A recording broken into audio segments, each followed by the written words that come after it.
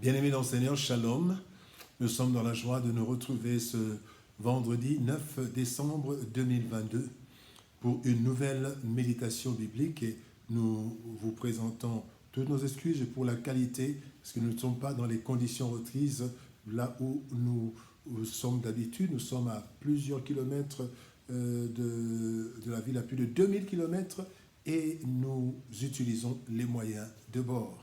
Le plus important, c'est que le message du Seigneur puisse passer. Que Dieu nous aide à méditer ensemble et à mettre cela en pratique. Nous allons méditer dans Romains chapitre 12, verset 2. Romains 12, 2, Louis II nous dit « Ne vous conformez pas au siècle présent, mais soyez transformés par le renouvellement de l'intelligence afin que vous discerniez quelle est la volonté de Dieu, ce qui est bon, agréable et parfait. » Parole de vie 2017 nous dit « Ne suivez pas les coutumes du monde où nous vivons, mais laissez Dieu vous transformer en vous donnant une intelligence nouvelle. Ainsi vous pourrez savoir ce qu'il veut, ce qui est bon, ce qui lui plaît, ce qui est parfait. » Le siècle présent. Bien-aimés dans le Seigneur, tel est le thème de notre méditation de ce vendredi, 9 décembre 2022. À la fin de sa mission terrestre, bien-aimés, le Seigneur Jésus-Christ, parlant à son Père, ne lui demande pas d'ôter les chrétiens du monde, mais il demande que le Père les préserve du mal qui s'y trouve. Jean chapitre 17, verset 15. Cela nous fait comprendre que Christ, ayant vécu les réalités de ce monde, les a trouvées non seulement mauvaises, mais aussi dangereuses. Le texte du jour nous parle de ce monde, le siècle présent, en nous révélant ce qu'il nous convient de faire pour y vivre comme enfants de Dieu et ne pas sombrer, mais être victorieux. Voici quelques leçons que nous pouvons tirer. Première leçon, un modèle à ne pas suivre. Ne vous conformez pas au siècle présent. Bien-aimé, dans 1 Jean chapitre 2, verset 16, il est dit « Tout ce qui est dans le monde, la convoitise de la chair, la convoitise des yeux, et l'orgueil de la vie ne vient point du Père, mais vient du monde. » En général, bien-aimés, nous agissons selon un modèle.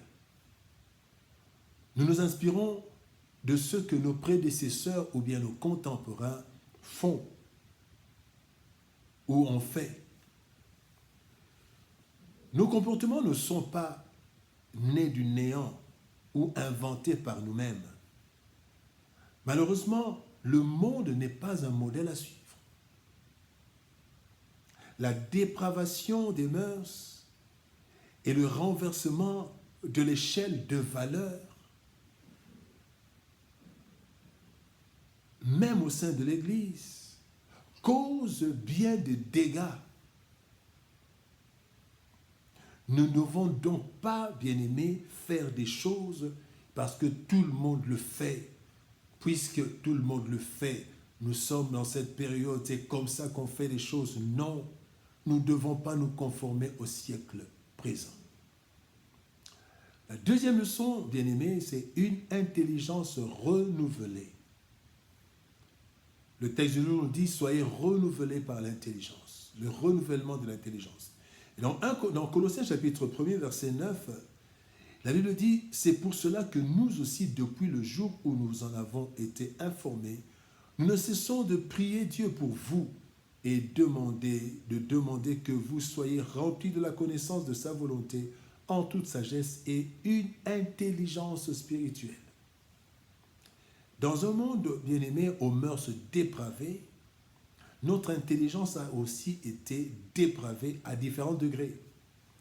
De sorte que nous trouvons parfois normal ce qui est anormal. Comme exemple, nous pouvons prendre l'officialisation du mariage gay, que plusieurs trouvent normal et même que plusieurs défendent.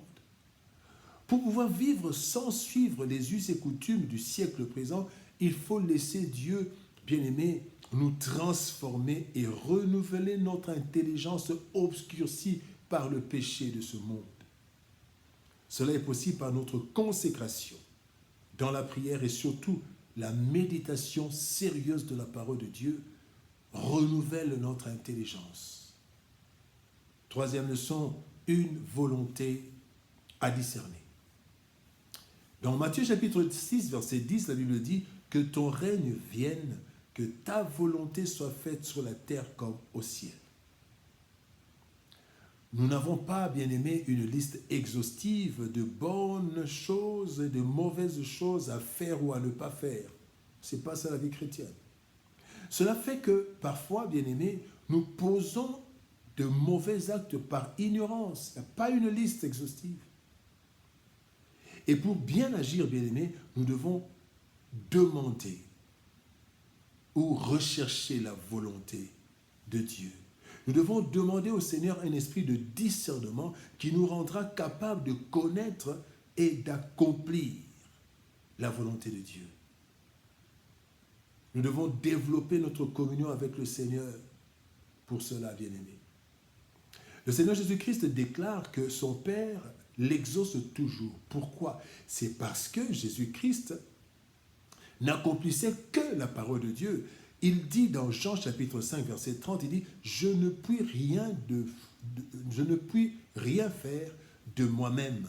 Selon que j'entends, je juge et mon jugement est juste parce que je ne cherche pas ma volonté, mais la volonté de celui qui m'a envoyé. » Et à l'exemple du Christ bien-aimé, nous devons parvenir à toujours discerner la volonté de Dieu et l'accomplir à tout prix et quoi qu'il en coûte.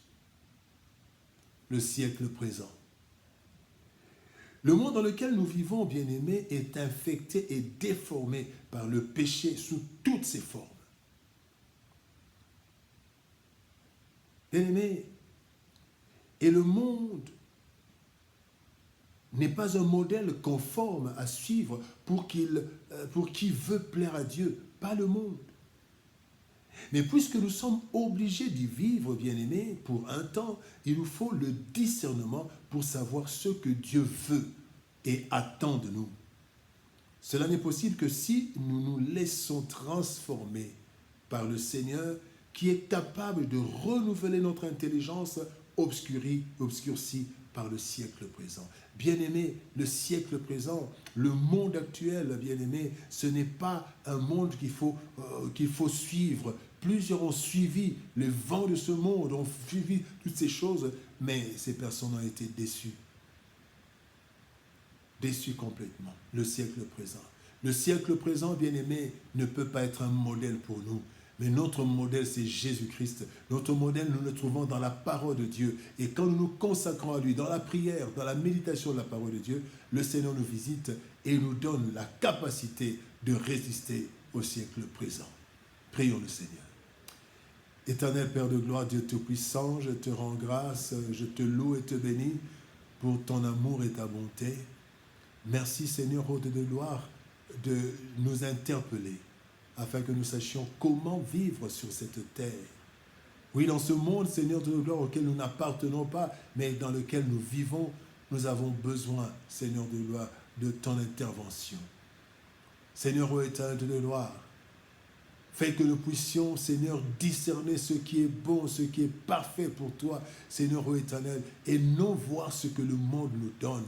Que ta parole, Seigneur Dieu, soit comme, Seigneur éternel, un tamis qui nous aide à voir ce qui est bon, ce qui est juste, ce qui est selon ta volonté. C'est dans le précieux et puissant nom de Jésus-Christ que j'ai ainsi prié. Amen. Bien-aimés en Seigneur, que Dieu nous bénisse. Shalom, au revoir, bon week-end et à lundi.